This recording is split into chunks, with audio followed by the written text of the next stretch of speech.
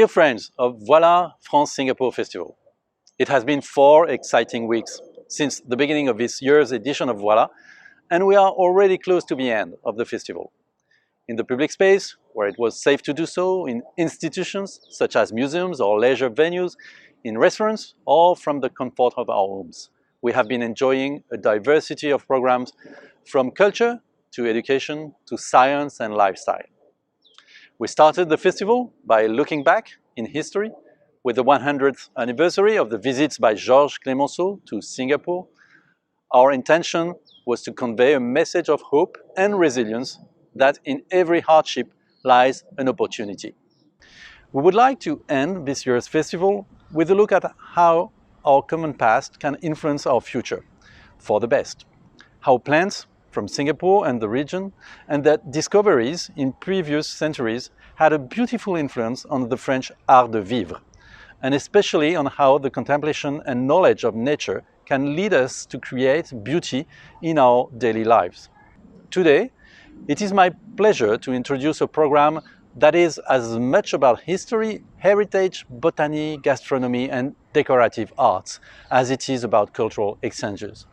A program that can also serve as an example of what is possible to achieve despite the restrictions imposed by the current pandemic.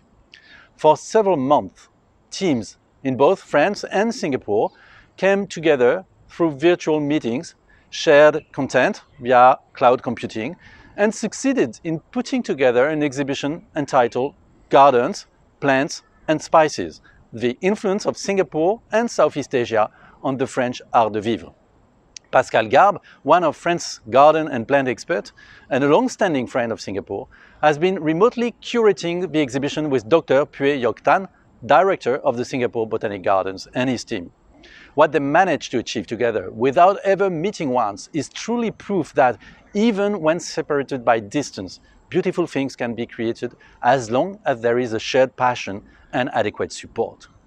Therefore, I would like to express a heartfelt thank you to the Singapore Botanic Gardens for their faithful commitment to this program and to the Voilà France-Singapore Festival for many years. The Michelin 3-star chef, Madame Anne-Sophie Pic, who opened a restaurant, La Dame de Pic, in the Raffles Hotel in Singapore last year, and whose cuisine has always been influenced by spices and plants from Asia, as well as the jewelry Maison, Van Cleef & Arpels, for their tremendous support to this conference and exhibition. Without any further delay, I would like to invite you to travel digitally to France, where Anne-Sophie Pic, Pascal Garbe and Paul Paradis will tell us more about the French art de vivre and how plants from Singapore and the region greatly influence it. À très bientôt, merci. Bonjour Singapour. Bonjour Singapore. Bonjour Singapore. It's really a great pleasure for the three of us to be with you today, this afternoon in Singapore. Even in France, we are in the morning. This is the coffee time, the coffee croissant time. It's a very important time in France. And unfortunately, we had on the first idea of this lecture to be with you on the amazing place in Singapore, the past French embassy, which is now part of the Singapore Botanic Gardens. And we had the idea to share with you our passion for France, our passion for the art de vivre. And the plants of Singapore and the Southeast Asia region have already influenced what we call in France, French art de vivre. What is French art de vivre? It's a difficult question. What is French art de vivre? We are French people, and we have to try to give you some definition of what is the French art de vivre. And probably with my fellow colleague Anne-Sophie and Paul, we have 3 different ideas of what is the French art de vivre.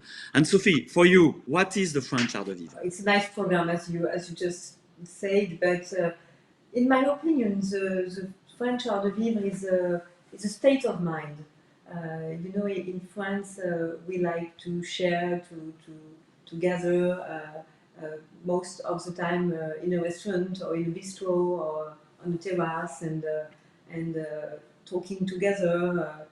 You know, it's also France is the country of les Lumières, so it's related this big link between art and also literature, and it's really both together who makes France. And also, I would like to speak about the terroir. Terroir is very important in France. We have a wide range of products, and it inspires, of course, and there are beautiful markets. So we have the tradition to make the market every Saturday, and it's also a way to gather the family. And I used to say that the table is really something very special. We still gather all the family and the friends. So really, French gastronomy is here to enhance the terroir and allows people to gather and keep the emotion of being together. So French art de vivre is really very wide, but I should say it gives emotion, it gives all the pleasure of the lives, and most of this pleasure is also eating. So for me, it's a beautiful program, French art de vivre. Oh, it's really interesting. You know, when you told us that it's important to share, we had the last Thursday what we call in France le Beaujolais Nouveau, and I'm sure that some people, some French people also, but also maybe some Singaporean peoples have also this tradition to share some a bottle of Beaujolais. You are not so far away in Valence of the Beaujolais region, but for me, it's a bit difficult to have like a definition of what is the French art de vivre, because it's on my mind, it's on my day of every day, in my life of every day. It's for example, one idea. It's every Friday, just before the weekend, I will prepare some flour in a wonderful pot with water, and this is typically also an inspiration from Singapore and from Bali and from Thailand, from Southeast Asia. The first time I've seen this kind of flower arrangement were in Singapore on some hotels, and this is also to prepare for my family, for my friends, what we can call a picnic, for to have a barbecue, to have a wonderful evening on a wonderful seating, but also to can visit Paris and to can visit a nice place and to have for example a coffee in a terrace. But I think that for me, the French art de vivre, it's the life of each days, to the smile of the French people, to have the idea of discover everything. So, but this is on my earth, my French art de vivre. But probably, Paul, because you are actually in Paris, on this wonderful city of Paris, and you are not French people, but I'm sure that you're living in Paris since a long time. You have maybe a more historical approach or a different approach of the French art de vivre. And I'm very curious, and probably Anne-Sophie also, to discover what is for you the French art de vivre. Paul. Thank you, both of you, Pascal and Sophie. I'm honored to hear your versions of French art de vivre because you're French. I'm a francophone. I've lived here 30 years, and I do love French art and art de vivre. And for me, actually, when I think of art de vivre, I think of the luxury and the arts. And I think of Louis XIV, the Sun King, who reigned for 72 years in the 17th century. And Louis XIV had an idea with his minister, Jean-Baptiste Colbert, and it was to enhance the know-how in France in luxury. And so he created these royal manufactories, and the idea was to train French artisans to make beautiful tapestries, to make tables and beautiful furniture at the Gobelins. And he also created glassworks. And that was very important because imported glass was extremely expensive from Venice, and it also helped him create the Great Hall of Mirrors, which we all admire in Versailles. So Louis XIV was also a lover of precious stones. We know he had a huge collection of diamonds. He purchased diamonds from India through a very famous traveler, Jean-Baptiste Tavernier. Amongst those diamonds was the French blue. This is a story for another talk. But just to say, he was also an Epicurean. He loved food. There were stories of him sort of gorging himself with plate after plate after plate. And he actually started a tradition in France called the Grand Couvert. And this is where he would eat in public with the Queen, with Marie Theresa, and they would eat in front of the public with beautiful silver, etc. And even the common person could come if he was dressed well enough. And this is a reconstitution beautifully done. It's the true room in Versailles, but the settings and the table, the silver settings are the 18th century. But speaking of the 18th century, there's a great quote from Voltaire, and he said, France is the whipped cream of Europe. And what he meant was, a little bit in a frustrating way, that France was the center of luxury and art de vivre. And we know this during the reign of the grandson of Louis XV. He really supported the arts, and especially through his mistress, his favorite, Madame de Pompadour, who actually encouraged him to let's say, create new buildings and to create new artistic currents. And as you see in that portrait, she was very chic. She was a woman of letters and sciences and the arts. And she encouraged him actually in many areas. And she encouraged him to actually take a greater role in the manufacture of Sèvres. French porcelain had been experimented with for many years. It was a very expensive enterprise. And she convinced Louis XV to take a greater role in Sèvres, and she had the idea for some very unusual pieces. And you can probably see behind me this nef, which is actually in Sèvres porcelain. She ordered it in 1760 for her Hôtel d'Evreux, which is now the Élysée Palace. And there's a chinoiserie scene on it by Boucher. The pink, the idea of this beautiful decorative object, which has its origins in the table. The nef was something that we placed on the table in silver or gold. So this idea of art de vivre throughout the centuries, and the Pompadour was also known to love truffles and champagne and chocolate. I don't know if you knew that, Pascal and Sophie, but I did read that somewhere. So this great lady, contributed to the art de vivre. And did you hear that she likes champagne and truffles? Not for me, but I think maybe, Anne-Sophie, you have truffle with you, actually. I have truffle. That's the beginning of the season in my region. I'm in the Drôme, in Valence, and we used to say truffe noire du Périgord, but we are not in the Périgord, of course. We are in the southeast, but in southeast we have a lot of production of tuber melanosporum, so the black truffle. So much happy to show you the first truffle. And it's going to be a beautiful season. So happy to know that, because I have to cook with truffle now. So I can't send you the smell, but it's really the beginning. But it smells very very very nice at this moment. Oh, Paul, I know that actually we are in a lockdown in France, but I think we can maybe take a car or take a train to Valence. And I'm sure that Anne-Sophie will prepare tomorrow morning an omelette with truffle. This is also the French art de vivre. Oh, that sounds wonderful. I wish we could. And the thing is that for me also, the 18th century was also about eating and gastronomy. And we see that in this beautiful painting by Jean-François de Troyes, which is called The Lunch or the Dinner of Oysters. And he painted it in 1735 for the dining room of Versailles. You must remember that dining rooms were quite recent. People would just set up a table in any room, especially the bedroom, and they would have the meal. And this painting depicts a group of men, and they're drinking champagne. You can see the cork has popped, and they're all looking towards the ceiling.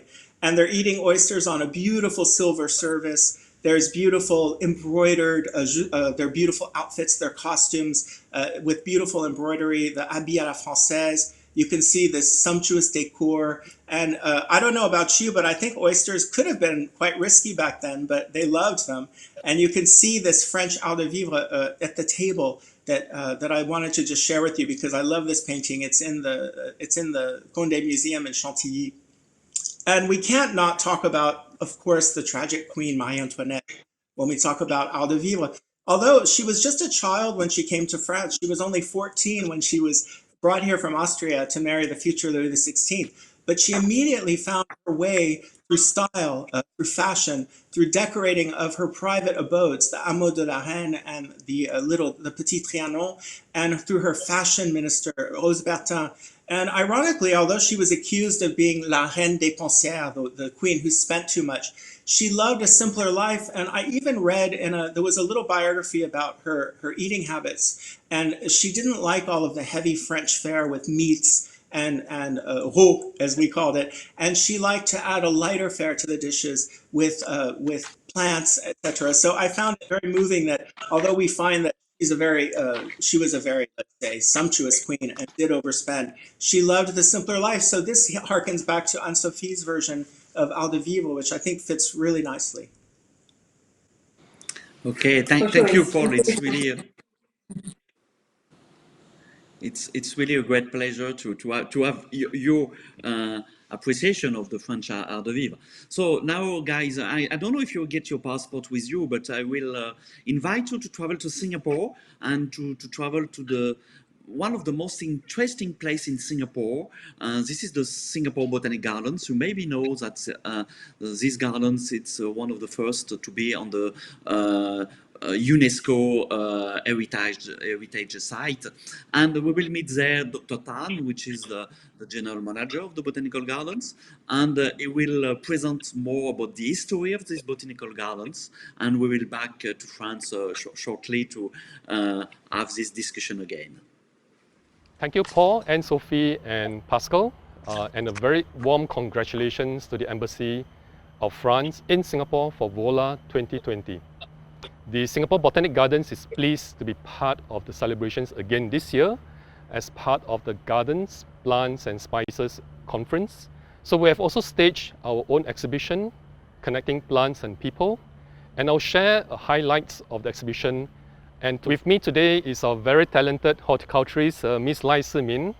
She will share with you how some of our native plants are used in local cooking, and then I will share with you a few highlights of the exhibition.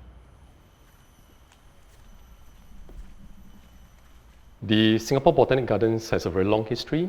We are 161 years this year, and we form a very important cultural landscape in Singapore, for which we are recognized as a UNESCO World Heritage Site. It is interesting as we look into the history of Singapore that we take note that agriculture, which is the cultivation of plants of uses to men, including for food, has been an integral part of the Gardens mission right at the start. Now it's interesting that when the Gardens was formed in 1859, the society that was meant to form it was originally called the Floriculture and Horticulture Society of Singapore. But in official documents, the name was changed to the Singapore Agri-Horticulture Society.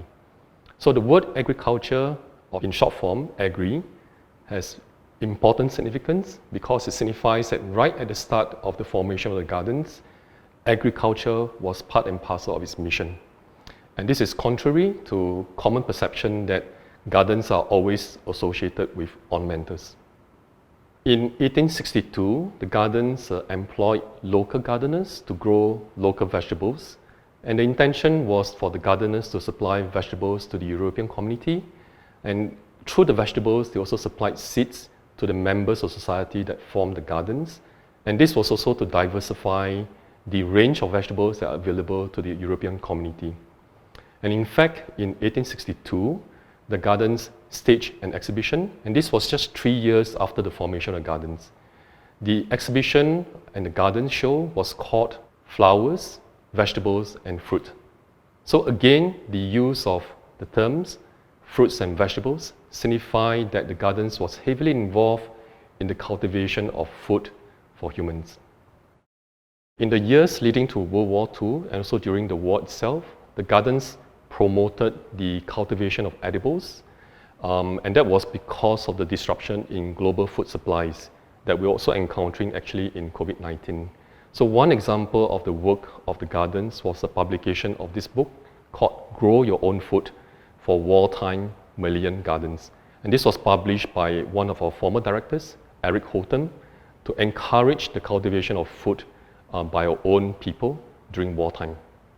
Singapore is a very green city. In fact, I think it is probably the greenest high-density city in the world. And all this started with an active urban greening program more than 60 years ago.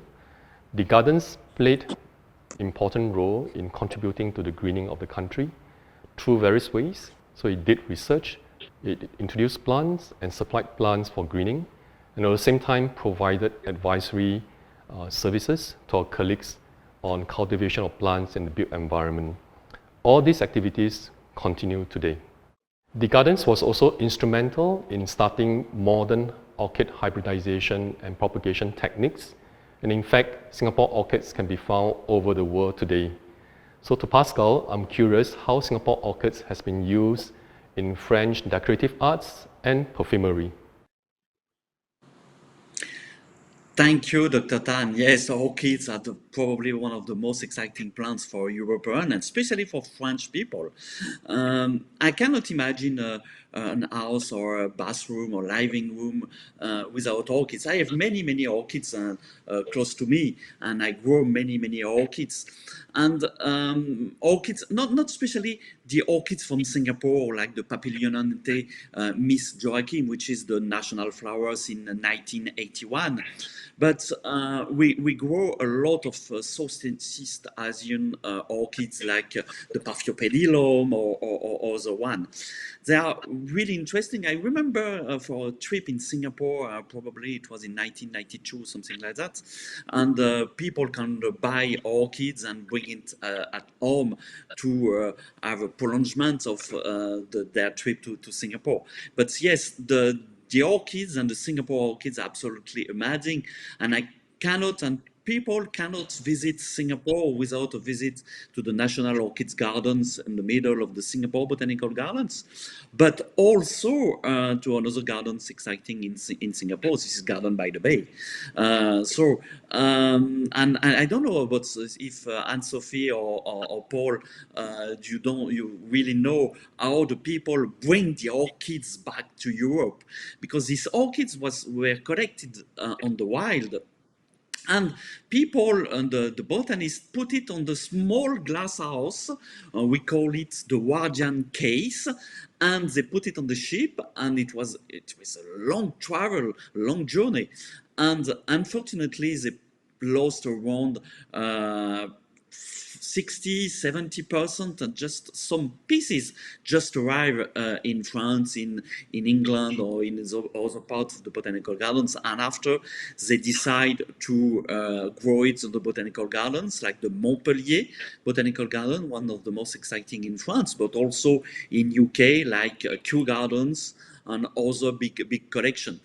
And to reply to answer Dr. Tan, we do not use really the orchids on perfumery because it's really too expensive. In France, we use it more about indoor plants, or also for decoration and eye jewelry. But I think, Paul, you have some question and some more details about how orchids are used on the jewelry. So there was a great popularity of orchids in the second part of the 19th century, thanks in great part to the international exhibitions of World's Fairs, like that in London in 1851 in the Great Crystal Palace by Paxton, which was in fact a huge greenhouse. And Paris held other exhibitions, not to be outdone by Queen Victoria. Napoleon III had the exhibition of 1855, 1868, 1889, etc. Now, there was a movement, an artistic movement going on during this time, which we call Art Nouveau. And we call it Art Nouveau because there was a very erudite art dealer in Paris named Bing, and he named his gallery simply Art Nouveau, and he represented artists like René Lalique, who I'll talk about, furniture makers from this movement, which was very influenced by the opening up of Japan, Japonisme as we call in France. They were influenced by what we call the 3 Fs, flora, fauna, femininity, and the great sort of master of this style in jewelry was René Lalique, as you can see in this exquisite orchid comb. Now, notice it's made with horn. It's a very non-noble substance, ivory, and 1 citrine. Why? Because René Lalique preferred to use more basic materials and to put diamonds and gems aside. And he liked to show the natural beauty of nature and to avoid having sort of bling type jewels. And he actually, he and his colleagues were extremely, and here we have Pascal, this real orchid that's being represented here, if you want what it is. Yeah, it's interesting to look after these pieces of jewelry and to try to find the good orchids or the same orchids. It's really a great challenge, and it was really funny to get to show you these pieces and these orchids. I love your pairings. They're very beautiful, coming from a non-botanist like myself. Now, the thing about orchids is that the Art Nouveau movement and orchids is, glass became one of the most sort of fetish materials. And Lalique, who was not from a jewelry dynasty like other jewelers I'll talk about in a minute, he felt completely free to use glass, and he started experimenting with molded glass, and he used molded glass instead of. And the glass production in Art Nouveau movement was so important. We see that in these beautiful vases that were produced by Gallet. Émile Gallet was the founder of the École de Nancy, Art Nouveau, cradle of Art Nouveau in France. And you can see that the orchid was already represented as early as 1898. Gallet sort of excelled in these beautiful, creating these blown glass vases with layers of glass and very delicate. And this one has marquetry of glass. And imagine the glass at its fusion temperature and trying to put these beautiful layers to create this orchid without the whole thing splitting. So glass became one of sort of the leitmotifs of the Art Nouveau epic. So we also wanted to talk to you, I wanted to talk to you about another jeweler and another orchid, Fouquet. Fouquet, unlike Lalique, he was from a long dynasty of jewelers. His father had created neo-Renaissance jewels at Alphonse Fouquet during the international exhibitions. And he and his father worked together, and they set up shop originally on Avenue de l'Opéra. And then they created a beautiful Art Nouveau style boutique on 1900 Rue Royale. And Moucha, actually, the great Art Nouveau graphist and artist, decorated this boutique for him. So Georges Fouquet starts to do Art Nouveau, but if you'll notice in this orchid, which Pascal so rightly told me is a South American orchid, this orchid by Fouquet, you can see different aspects of Art Nouveau. There's flora, we have an orchid, but we also have gems. Fouquet was a traditional house in many ways, and they did have a clientele that they wanted to please. So you have a huge Baroque pearl in a cage. I presume it's a ruby, this cabochon ruby in the middle, freshwater pearls. But notice that beautiful transparent enamel, which we call plique à jour. It's a French expression. It just means a transparent enamel that's backless. And René Lalique excelled in this, and all of his colleagues emulated him. And we can see that in this beautiful jewel.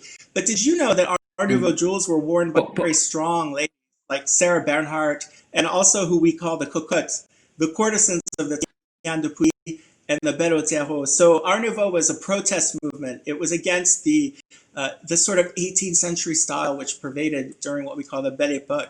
And I don't know, Anne-Sophie, would you wear something shocking like one of the Art Nouveau orchids? And Paul, I don't know if you know, but I have not the brooch at home, but I have this wonderful orchid. It's quite really interesting to have it, and maybe we can imagine to have it and to give it to Anne-Sophie. It's an incredible orchid. Wow.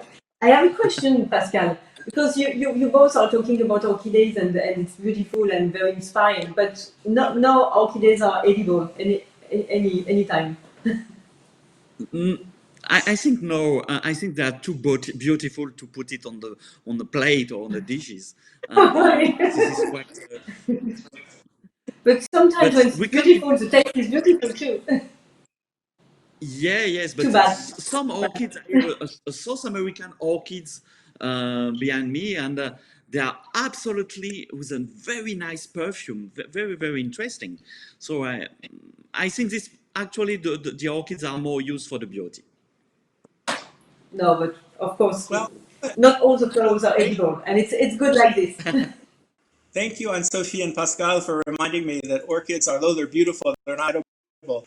I want to you another orchid, which is by the Maison Van Cleef and Arpels. Van Cleef and Arpels was born in 1906, and it was born of the union of a couple, really, of Alfred Van Cleef and Estelle Arpels, and they were both from stone dealing families. And they created the Maison in 1906 at number 22, Place Vendôme. Can you imagine, Anne-Sophie and Pascal? What's right across from 22 Place Vendôme is the Ritz. So people would come out of the Ritz and see the first Van Cleef and Arpels. Talk about French art de vivre. So this orchid that I was showing you now is actually by the Van Cleef and Arpels from 1927. And the reason I'm showing you this orchid, it's quite moving because it's a very different style from Art Nouveau. It's an Art Nouveau theme, the orchid, an exotic flower. But this was a period of Art Deco. We call Art Deco Art Deco because it was the 1925 exhibition of industrial and decorative modern arts. And there was a new aesthetic, new influences. You had Egypt, you had India, you had colors, you had modernity. Women cut their hair, women were driving. During the First World War, they had to go to take over some of the roles of men. And the jewelry of that period was very exuberant, but this orchid is more in what we call a white style in Art Deco because it's using diamonds and platinum. And although the orchid is an exotic flower, the style is extremely typical of the later period of Art Deco with this beautiful brooch or it's a clip actually, by Van Cleef and Arpels. And Pascal, you had a very keen observation about this clip, which came up in preparation of this talk, about something special about this clip. Yeah, yes, it was really surprised because when you show me the first time this wonderful, amazing pieces, I was a bit surprised, and I tried to find the name of the orchids and and it was a bit complicated for me to find the orchids, but I take my computer and I use Photoshop and I try to show on different place the orchids, and in fact this is a cattleya, and the cattleya is not on the same part of the plants, and probably the artist just imagine to turn of 180 degree to have maybe a more perfect pieces. So, but I'm sure that you know that, Paul, that sometimes the artists try to have a better nature, to try to have another things more exciting. But you know, there is so many plants that we want to present, and for example, one of my favorite plants of Singapore, this is the Alocasia macrorhiza. We call it in Singapore, we call it the yam plants, but you probably know it as air elephant because of the very large leaves. And in Singapore, it's probably more weeds than normal ornamental plants we can find on the gardens or indoors. We find it, the first time I visited Singapore in 1987, I found it close to the road and close to some place. And in France, these plants really appear around the 90s. And this is a very important plant. You know why? Because actually we can find a lot of this in plastic. And when a plant like orchids or other plants are a copy with plastic, this is a very important plant, very famous for design. And this is a plant not in plastic, this is a real one. And in France, because it's a bit cold during the winter. Actually, it's around 2 or 3 degrees here in the east part of France. We have this plant indoor, and during the summer we can have inside. And this plant is quite interesting, and we have now new varieties with gold leaves, and one which is really exciting, which is a variegated one. I have a small baby, and this plant came from Singapore, and it was given to me by the famous garden designer John Tan. And you can see Paul and Anne-Sophie, and the leaves are white and green. And this plant will grow very tall, approximately 2 meters on the near future. I keep it as a secret plant because this plant is actually known by a lot of gardeners, but it's quite rare. And for our friends from Singapore, if you are visiting Singapore, if you are trying to find this plant, there is a huge subject of this plant in the garden by the bay, close to the pond. There is a huge plants. But there is a lot of plants. The second plants I love in Singapore, I can discuss plants for probably full weeks or full months, but it's the same than Paul or Anne-Sophie on our subject. And this is the citronelle, what we call the citronelle, the lemongrass.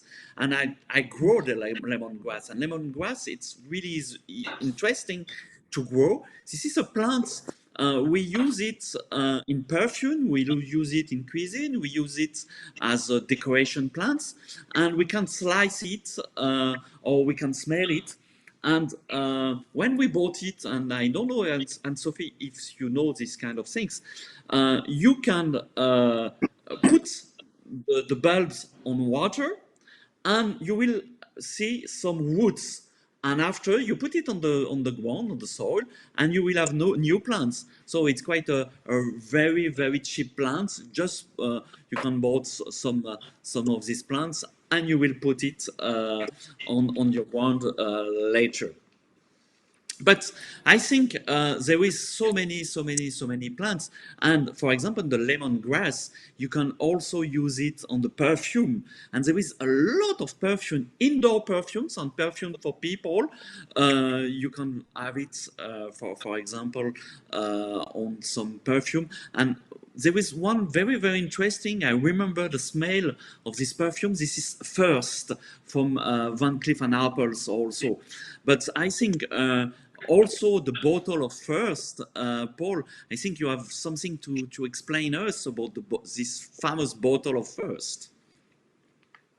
Yes, it's very interesting. The First was created in 1976. And the bottle is actually inspired by a piece of high jewelry, a collection called Snowflakes, which has been in the Maison's history since probably the 1950s.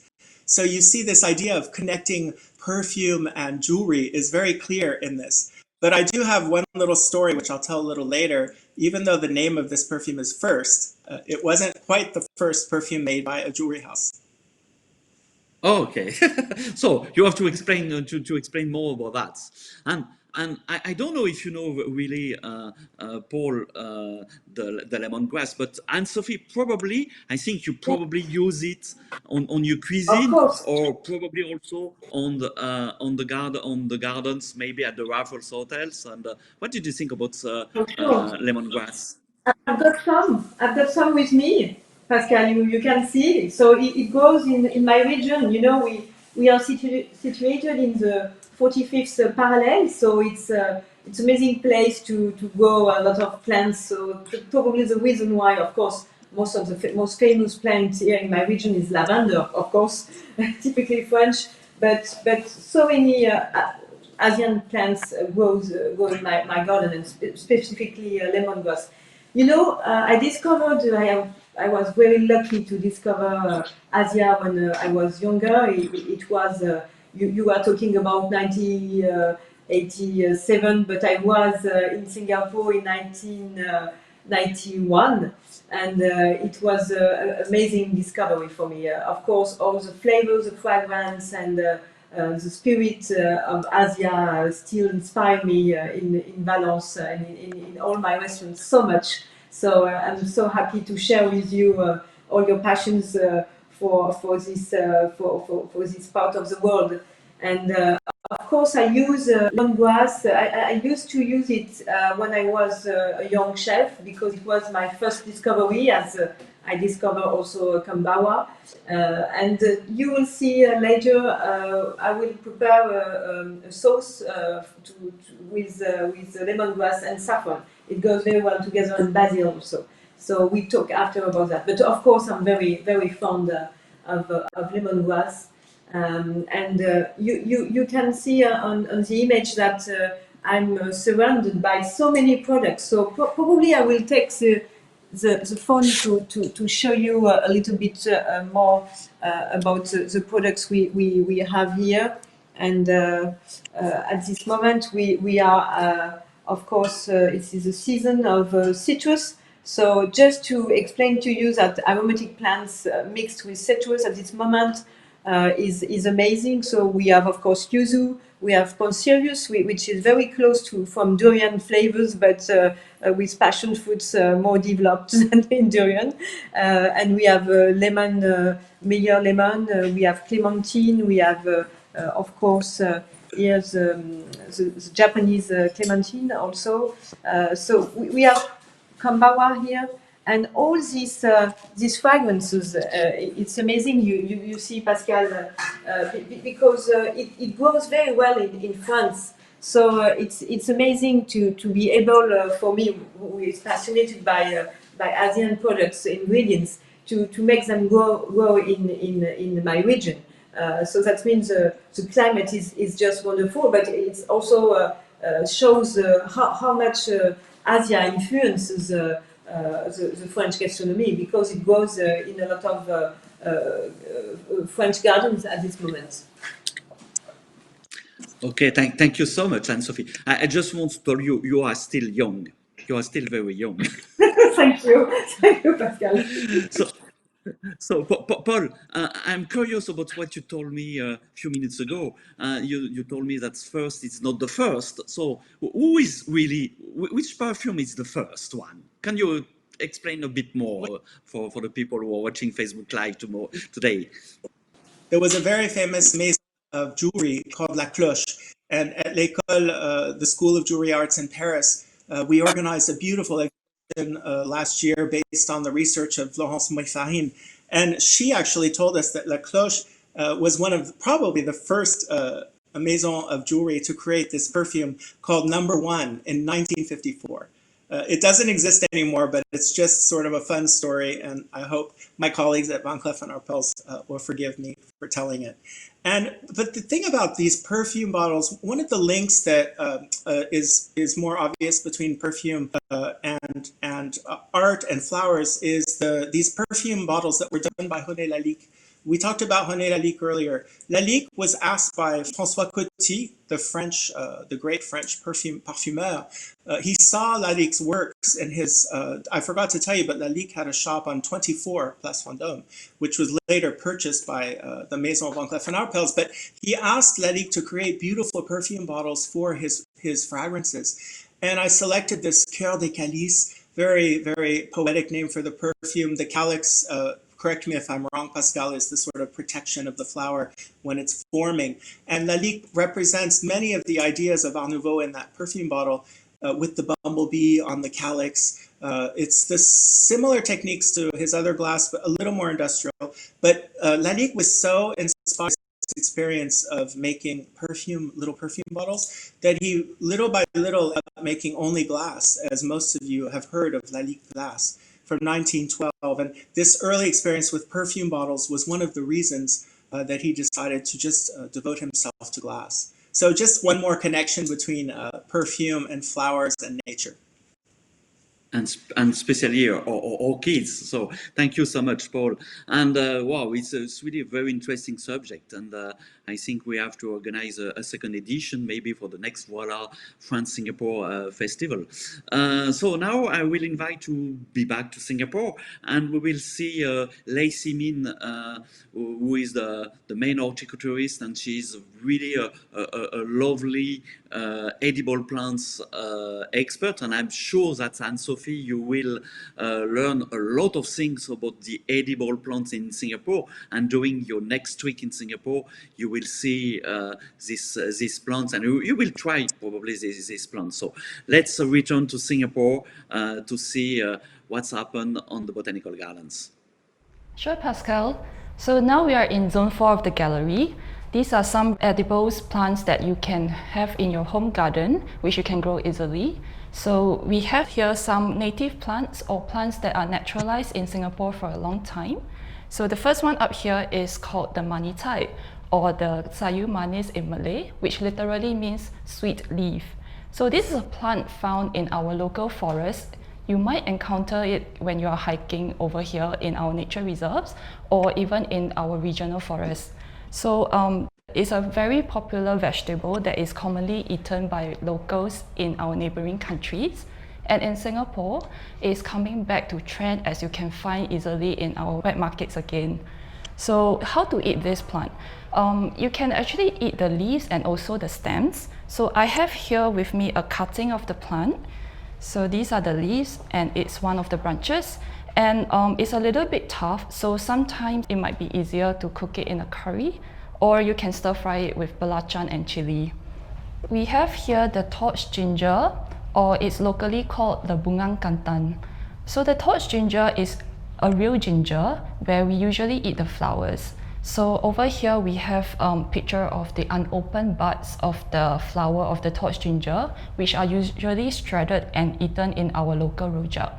Apart from eating this, the fragrance is also made into essential oils. And over here, we have the durian, which is the king of tropical fruits.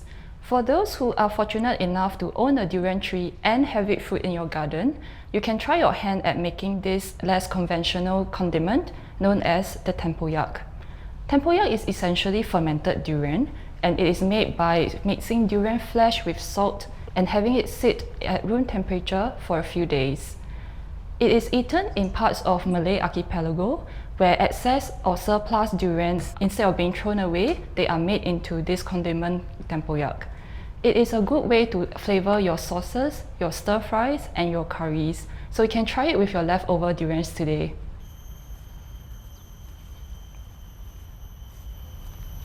Here we have the tapioca plant, also known as ubi kayu. The tapioca is no stranger to us, as most of us would have grown up eating the delicious Nonya Kueh, or have them in your bubble tea as pearls, which are made from the flower of this plant. Back in the 1940s, during World War II, when food was scarce, tapioca was widely cultivated by people in their backyard as a famine food. So apart from the starchy roots, which are commonly milled into flour for long-term storage, you can also eat the leaves, which provide you with essential minerals and vitamins. Nowadays, you can still find it in your favorite zi char store, stir-fried in belacan or chili.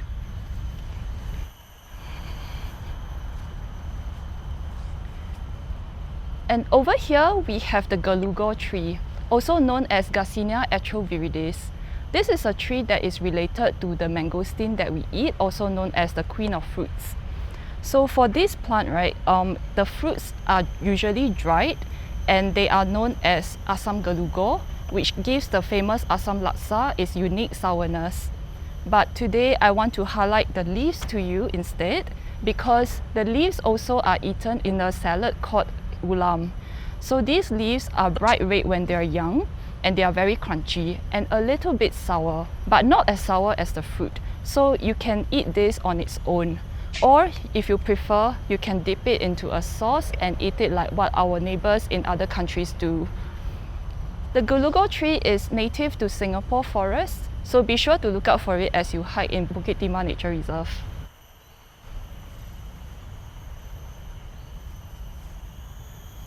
And over here, we have the Indian pennywort, also known as Centella asiatica.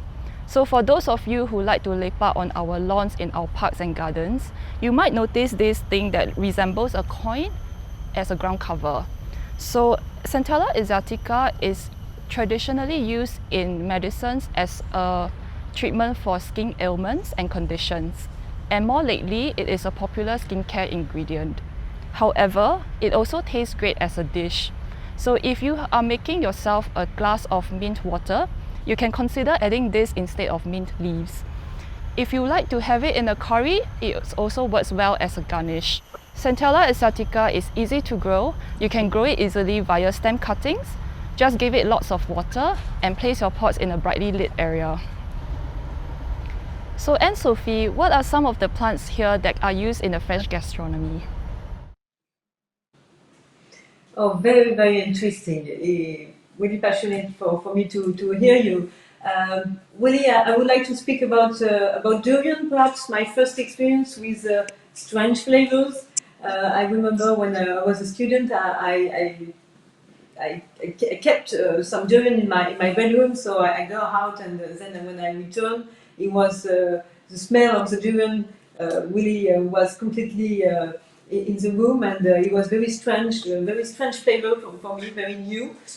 So it's very deep in my memory at this moment. But of course, I would like to speak about new ingredients I discovered in Asia a long time ago, and some more recently, but are very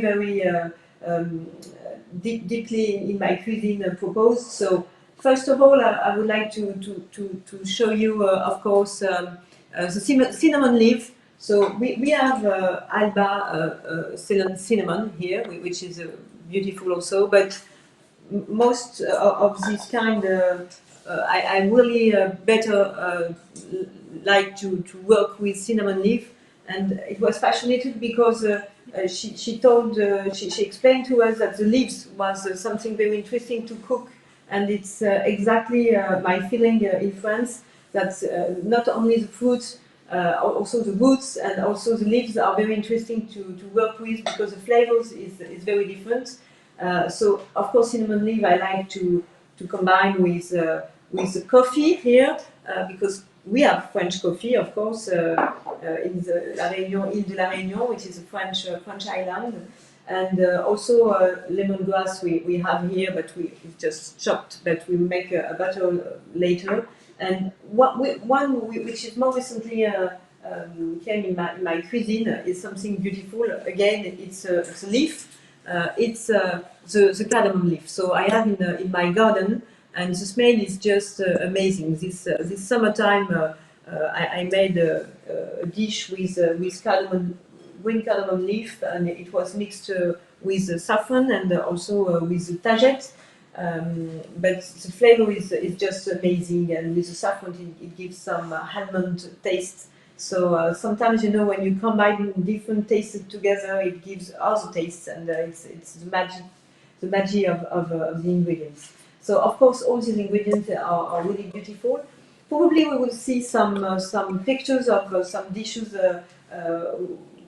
where I use some Asian ingredients. So you will have probably first a dessert, which is a dessert with a cherry and cassia cinnamon, with light chocolate and beer cream. You know, it's a combination I like very much. So it's like a bridge onto the plates. So of course, visually, it's very important to make something wow effect, and but the flavors is deeply important in my cuisine. And also we have just a little bit coffee in this dessert, and then cardamom and black cardamom and green cardamom. So I talk about the fish, the jamboree with rhubarb for the summertime, with the sabayon. Sabayon is very French, of course. You see here. So rhubarb compoté, a different kind of rhubarbs who are selected here in France, a beautiful producer also. So the Saint-Pierre is cooked to manière, and you have a sabayon with green cardamom, tagette, and it's really beautiful, of course, taste also. So here are some of the dishes, and we will see probably the oyster also with black cardamom and beetroot. So beetroot also is very French, and even though children don't like them, I like to cook it. When as a child, it was very strange for my mother to know that I love beetroot. So when you're a kid, you don't like it, and it's with ice cream, and it's beautiful. Also the flavors, it's amazing. It's lovage ice cream with a little bit black cardamom, smokiness with the plants are always very prevalent. So here are some samples of what I'm cooking. And Sophie, And it seems you are very international cuisine, because you mix, for example, tagetta, which is South American plants, with plants from Asia, and also your roots, the plants also from the French and your French producers. This is really exciting how the cuisine can be very international by the taste, but also by the view, because your plate absolutely amazing. It's like a painting. It's like really a masterpiece of painting. But I think you have so many plants, and when you show us, for example, the kumbawa. I don't know if you know how the kumbawa is. What is the name kumbawa? Because kumbawa, it's not just for French people. In Asia, for example, in Singapore, we call it kaffir lime. And Kumbawa just was a name given by the French botanist and the French shipper because they found this plant on the wild between in the nice island called Sumbawa between Lombok and Komodo. And the French botanists just called these plants Sumbawa at the first, and after Sumbawa became Kumbawa, Kangbawa, and actually we call it Kumbawa. But there is so many plants, and I'm also thinks when we prepare this lecture that you told me about the nutmeg, because the nutmeg it's really on your woods, because you live in Valence, and there is the famous gratin dauphinois, which is one of my favorite dishes. Can you tell us a bit more about le gratin dauphinois? Yes, le gratin dauphinois is something very cooked very often in the family. Gratin dauphinois, you know, we are living in a region called le Dauphiné, so it comes from this name, the Dauphiné, and it's really about it's about potatoes. So most of the gratin is made of potatoes, milk, cream, and there is of course nutmeg and also some garlic.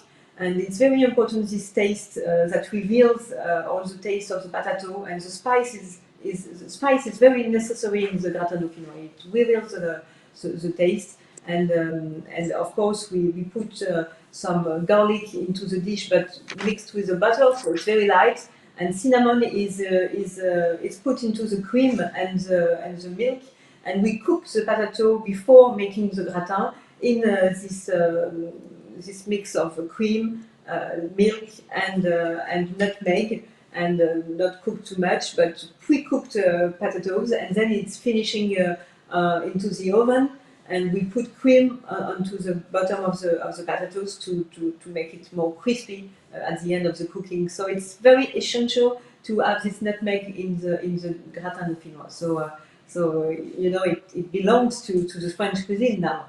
And cinnamon is the same. We at this moment of the year, because Christmas is coming very soon, we make a lot of pain d'épices, especially in a region in Alsace, in northeast of France. There are a lot of specialties with cinnamon.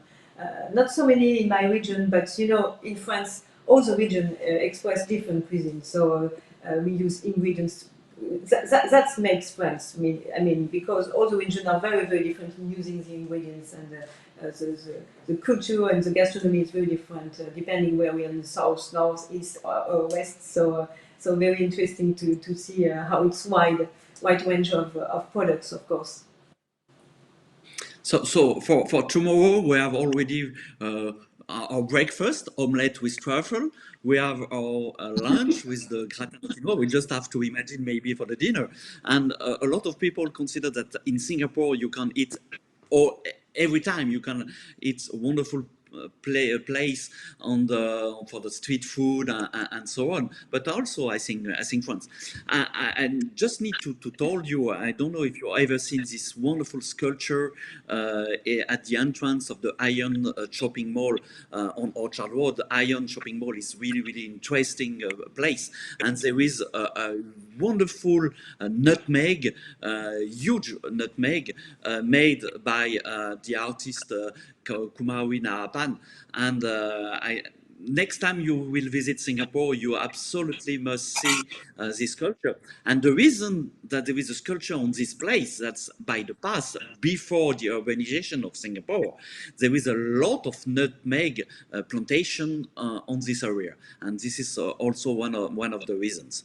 But Anne-Sophie, I think you maybe have a small receipt for us with something like the butter with a lot of plants. That's on Sure. a program. So can you share this small recipe for us? And probably our For Singapore sure. friends will try to do it tonight. Of course. So I have to tell you that French cuisine is lactic cuisine. Of course, we still use milk, butter, and cream.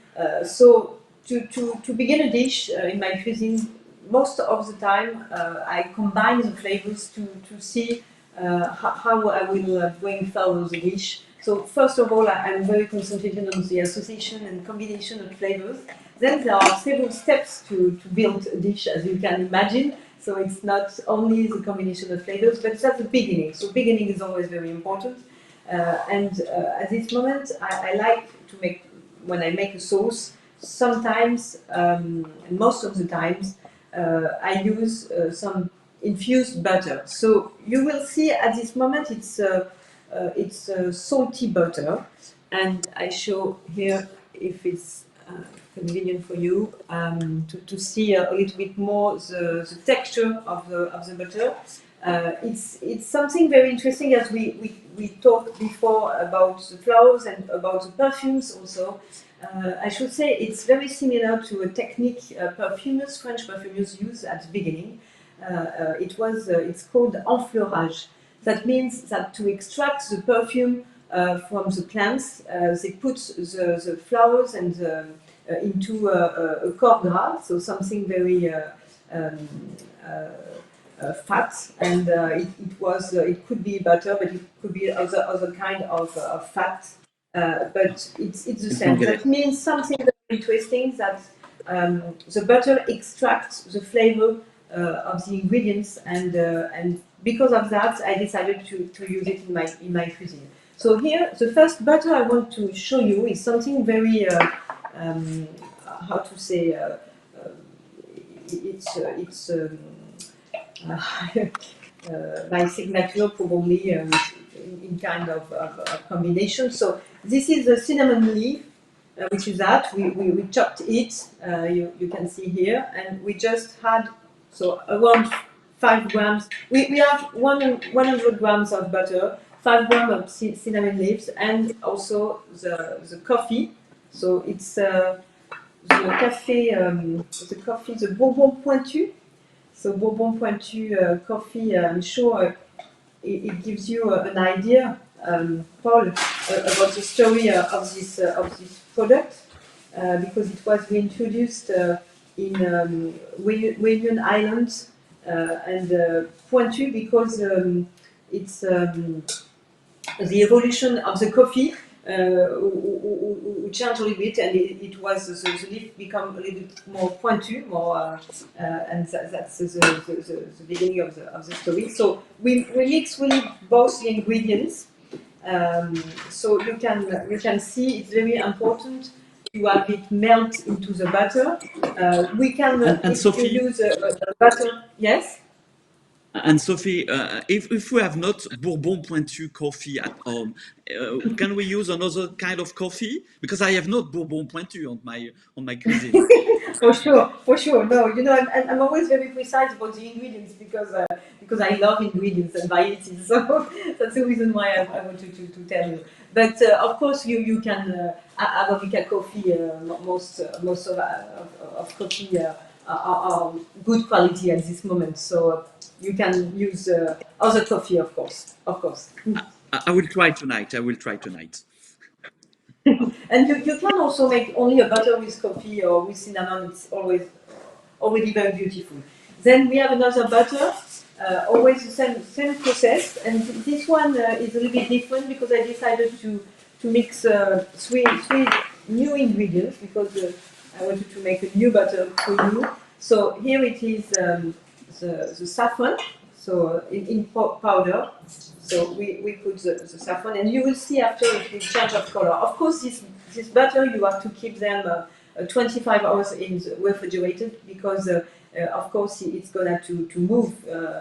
I mean, when it's freshly made, the flavors are very less interesting, but it needs time to infuse into the butter, even though it's cold, of course. And here we put some lemongrass. So I don't know where is the best place to show you. You see the color of the saffron and lemongrass, and also very important, as you can see, the texture. It has not to be heat too much, otherwise, you know, it will separate between. So I don't know in English, caseine and the beurre clarifié. So it has not to be separated, otherwise it is not going to work. It would be good to have when if it's too liquid. So very important to. So always very well melt. And we can do it. We can do it with all the spices, all the leaves, all the plants from the region, probably. And you can use it completely differently. I mean, you can add different ingredients, the ingredients you like, or it's, you know, it's a kind of intuition when you have two ingredients to put them together. Of course, we can put some also kambawa and see what is it's gonna to be for the taste. But of course, you can mix all the ingredients. After we wrap them and we make it refrigerated, so you will see how it looks like after being infused a few hours. And then the last one, so it's very more simple, but it's something very nice also. It's the cardamom, the green cardamom, and also the green cardamom and the roram, which is the Vietnamese coriander. So I like to make them. I like also to use coriander Vietnamese with verbena. It's just a beautiful flavors, and if you add some citrus into a sauce, it's incredible. So you can use this butter like beurre maître d'hôtel. You probably know beurre maître d'hôtel. It was something very popular in the French gastronomy. You put the butter on a fish and it melts a little bit, little by little. It gives some taste on the fish. But I like to make sauce. Why did I want to show you sauce? Because it's a cornerstone of the French cuisine. You know, in Asia, I was fascinated by tasting some bouillon, some broth, and you know, at this moment, the cuisine, the sauce in France are much more lighter than it used to be, and it's influenced also by Asia, I should say. But we still use a bit cream and butter. It's very interesting. So you know, same effect, but the color is better here. And then when we have wrapped them, you will see. We show you because we have to wait. It's refrigerated, but because it's very mod at this moment. But we make you know in plastic. We roll them, and after we can cut them very easily and to use in the different broths. So, Anne-Sophie, I have a deal for you. I have a challenge for you. It's maybe to imagine a butter on the Singapore spirits, maybe like with a satay spirit or satay sauce or something like that, and to create the dishes for La Dame de Pique Singapore. It could be maybe an idea to have this kind of things. So it could be a challenge for you, but I am sure that you will probably win it very easily. So thank you, absolutely, thank you. So a bit complicated, I know, with the technical points to have this recipe, but Paul, I am sure that you are really inspired about the cuisine and about what Anne-Sophie have prepared for us today. And Yes. we can see that the plants, the art de vivre, but also the luxury industry. And can you tell us a bit more about the luxury industry plants in Singapore and Asia? Yes, I'd love to tell you about a few different flowers and plants that we selected together to show. But I just wanted to say how impressive it is to see somebody like Anne-Sophie at her level, her savoir-faire, her sense of colors, her sense of sensations, and her steady hand. I think these are all very important in French art de vivre and what we call savoir-faire. It's one of those expressions at l'école we don't translate because it's know-how, but it sounds different. So I thought, since I was inspired by Anne-Sophie's techniques, I just wanted to pause and show you what the golden hands accomplish in a high jewelry workshop at a maison like Van Cleef and Arpels. We call them les mains d'or. And a piece of high jewelry, it has at least 10 pairs of hands that are involved. And on the left, you see the designer who first starts with the initial idea, who creates, which is then approved by the team and by the artistic director, Nicolas Boss, etc. And the second photo, you had actually the mock-up maker. The mock-up maker creates a very detailed maquette or a mock-up out of pewter. It's one of these very time-consuming, but less time-consuming than the real jewel. It gives volume to the jewel and allows the jeweler who's next in line to see. The jeweler has a very detailed drawing, which is completed with gouache. And then the jeweler will take the gouache, we call it, and he will take this maquette. And he or she, there's many women jewelers in the high jewelry workshops, they create the piece in precious metals. This is a very extremely complicated task, as you can imagine. Patience, 10, 12, 15 years to become a master jeweler. And then it goes into the hands of the setter, who has to marry the beautiful stones with the metal, and the polisher, who will actually polish the piece before the stones are set, after the stones are set, and polish the entire piece once again before it leaves the workshop. Photos were brief, but just to show you that a piece of high jewelry takes all of this precision and teamwork. And it's not linear. It goes back and forth from person to person in terms of how they coordinate. So anyway, it was just a way of tying in with Anne-Sophie's wonderful savoir-faire, what goes on in high jewelry workshops. And actually, starting with our first flower that we selected after the orchid is the lotus. Pascal and Sophia, are lotuses edible? I'm sort of ignorant about this point. Yes, the lotus, for me, I love the lotus. I don't know if Anne-Sophie have already tried the lotus, but it's incredible. For me, you probably have a different point of view, Anne-Sophie. The lotus, it's like a nut taste with a lot of very interesting texture. Next time we will be the three of us in Singapore, I will bring you a wonderful wet market on Chinatown, and you will see some very nice woods of lotus. But Anne-Sophie, you have probably more things to explain about the lotus. I use lotus in Madame de Pic in Singapore, so my chefs there, of course, use it. And also another flower, I love it, really, the taste is amazing, is the ginger flower, really discovered in Singapore.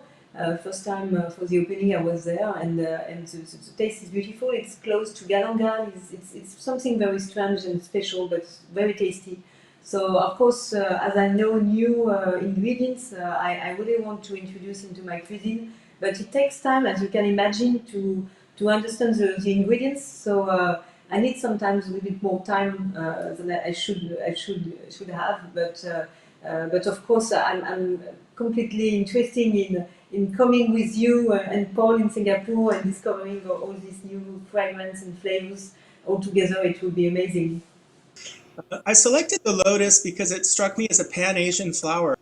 There's so many meanings with the lotus. It represents purity of heart, longevity, rejuvenation. For Buddhists, it's even part of their mantra, Ni Padme Hum, which is Old Jewel Compassion of Lotus Wisdom. And I selected this beautifully engraved emerald, Colombian emerald from the 16th century, probably imported from Colombia by the Mughal emperors of India. In India, where they were engraved, there were beautiful engraving and still actually glyptic work, we call it, which still takes place in Jaipur. if I could see the photo of the emerald, it'll be easier for me to explain to you. The emerald was imported by the Mughal emperors who loved green. It represented the prophet, and they had it engraved with poppies, with other flowers, but mostly the lotus flower on this emerald, which I thought was quite beautiful. This emerald has a long history. It was actually disappeared for some 92 years and reappeared on the market in 2000s, and it was ended up in the Altani collection, who then sold it last year for quite a large sum of money. So this beautiful emerald has traveled all over the world with its message of peace with these lotuses. And there's also this beautiful, this automat Féondine, which was created by the Maison Van Cleef and Arpels. We saw it quickly earlier. This was a one-off, a sort of very unusual project, which took many years. And it had the collaboration of the automaton maker, of the jewelers, of the stone cutters. Again, we're talking about really high-end savoir-faire. And it's actually a clock as well. But an automaton, the principle is when you wind her, she moves, the Féondine moves, and she flaps her wings, and the lotus flowers open, and butterflies clap their wings, etc. So it's a very, very beautiful, let's say, a homage to nature again. And what about the Frangipani, Pascal? Where does it come from?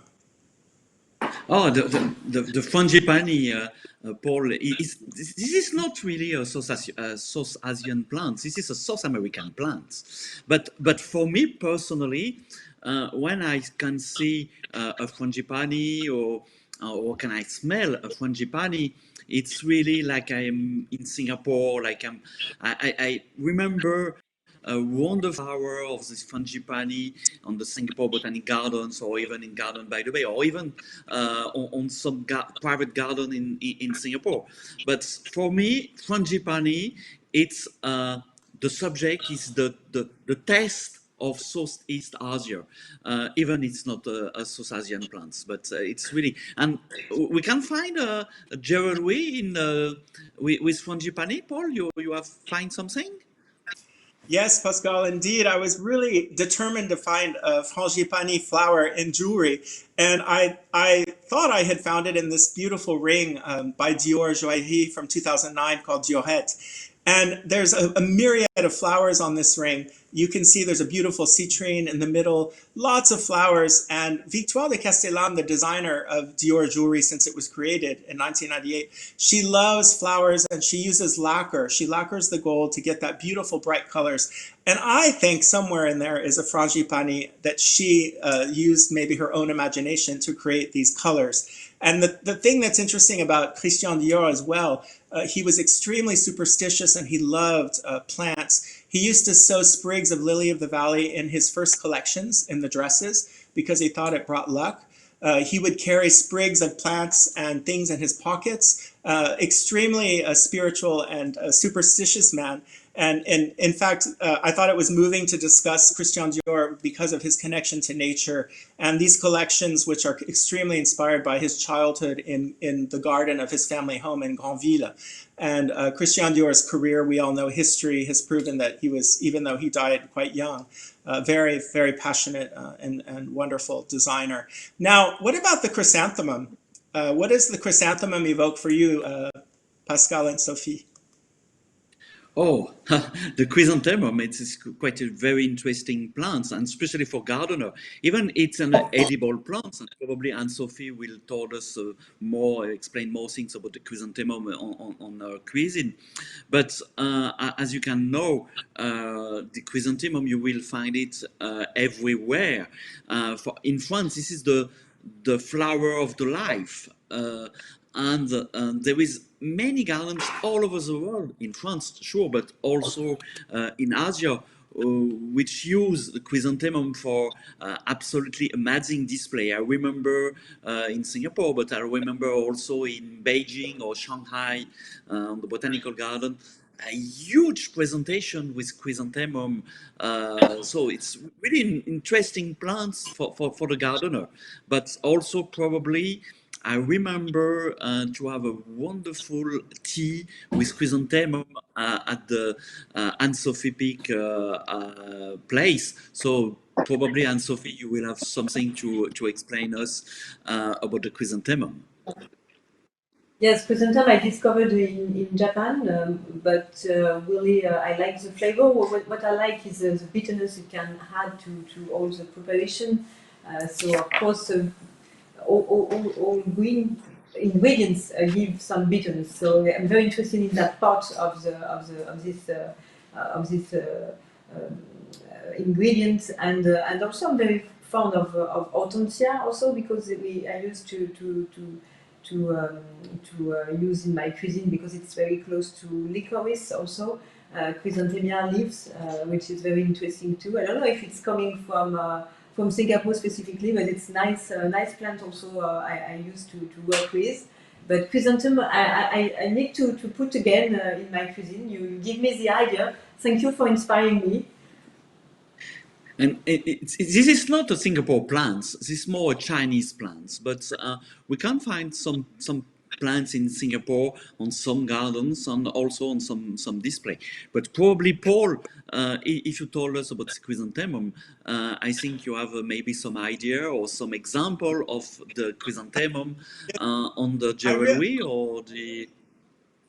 Yes, Pascal and Anne-Sophie, I allowed myself to choose the chrysanthemum. It's for me, it's also sort of this Pan-Asian, very symbolic plant. In Asia, Japan, and other countries, it represents. It's actually a flower that grows in the cold of autumn. So it represents longevity. It represents resistance, and it's also a very beautiful flower. And we know that Art Nouveau, which we spoke about earlier, they loved chrysanthemums, and so did Art Deco. Art Deco, remember, we spoke about from 1925. And we had beautiful vanity cases with chrysanthemums that ladies would use to put makeup on and to fix their hair and to smoke in those roaring 20s. And we didn't have time to show you one, but there's a beautiful one by La Cloche. I encourage you all to go look at the recent images from the exhibition last year. But I did select one chrysanthemum, which is really a masterpiece of the Maison Van Cleef and Arpels. It's this beautiful chrysanthemum from 1937. In Paris, there was an exhibition of arts and techniques of modern life. Remember, we talked about these universal exhibitions. In Paris that year, Van Cleef and Arpels participated, as they always did, in the competition of jewelry. And they presented for the first time a technique which they patented in 1933 called mystery set. This chrysanthemum illustrates mystery set. You can see those rubies. The rubies that are on those curved petals, they're all set in this technique, which involves cutting the stones for a very particular size. You have to actually then cut ridges on the sides of the stones. And you in the photo, but on the back of the jewel, you have little rails that are 0.2 of a millimeter thick. And the artisan, who in this case is the lapidary and not the stone setter, has to cut the stones for a specific spot, slide them in one by one. Cutting of each stone, it can take 2, 4, 6 hours. Here we are back again with patience and precision. Then we talked about what Anne-Sophie does. And actually the loss in precious stones is extreme. It can go up to 50% because when they cut the stone. So this technique was originally for flat surfaces of what we call minaudière, which is the version of Van Cleef & Arpels version of a vanity case. And this flower is completely bombé, as you can see. The petals look like they're blowing in the wind. And there's a photo that in this photo of the actual lapidary, you can see the lapidary who's actually sliding the stones into the structure. You see the little rails in the photo, which is why I selected this photo. And so the golden hands, it can take up to 300, up to 1,000, more than 1,000, 1,200 hours or more to make a piece in mystery set, which is why it's so rare. And it's an extremely intricate and time-consuming and beautiful technique. And that flower has become such an emblem for the Maison. It's part of the patrimony, the patrimoine collection, and will never be sold. It's actually now featured in a beautiful exhibition at the Jardin des Plantes in Paris, which hopefully when this lockdown ends, we can all go back and see at the Jardin des Plantes. So that's on the program. And Sophie, I think your recipe now is quite ready to be on our plate, no? So yes, Pascal and Paul, we are finishing the sauce. So just to see the different colors, it's some both. It's between some. sauce. It's very light, in fact. So you have the yellow one with the saffron and the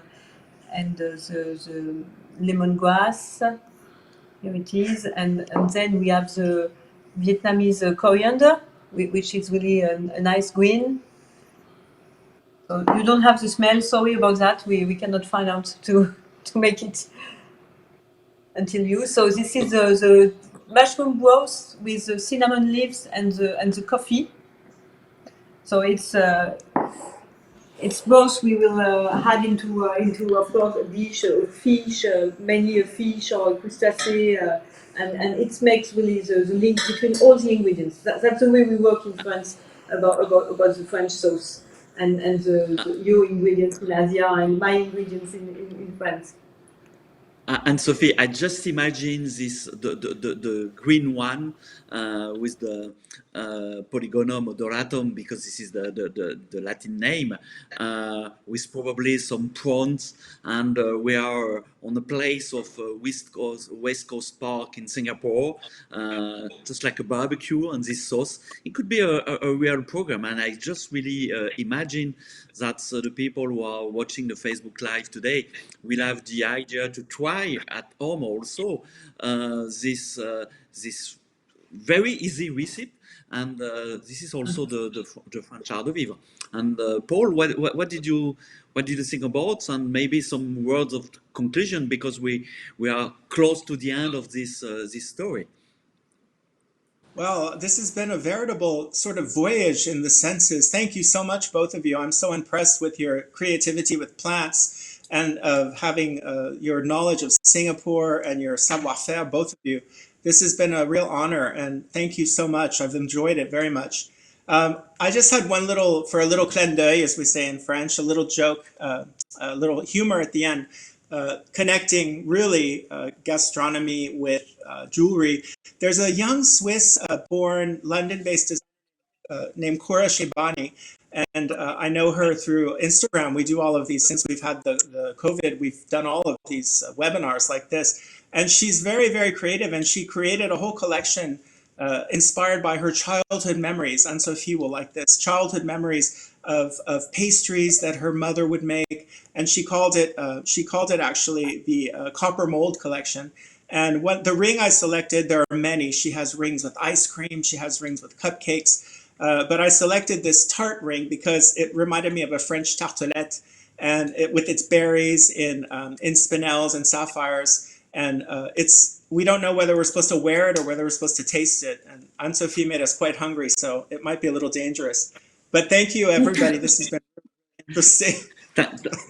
Thank you, Paul, and thank you, Anne-Sophie. It was really a great pleasure to share this moment with you, and I hope in Singapore you had enjoyed this experience. It was also a great challenge in a technical point, and I want to thank a lot to Christopher Courtois and his staff, because to organize this captation from Paris, Valence, Singapore, and Metz in the east part of France. It was a great challenge. But I will propose to Marc Abensour, the French ambassador to Singapore, to organize maybe a live lecture when the situation will be much better in all over the world. And Anne-Sophie, Paul, me, and all the staff of the Singapore Botanical Gardens will join you in Singapore to have another view on the French art de vivre, and probably you will have the idea to explain more about the Singapore art de vivre. Merci et à très très bientôt à Singapour. Au revoir, à bientôt. Bye bye.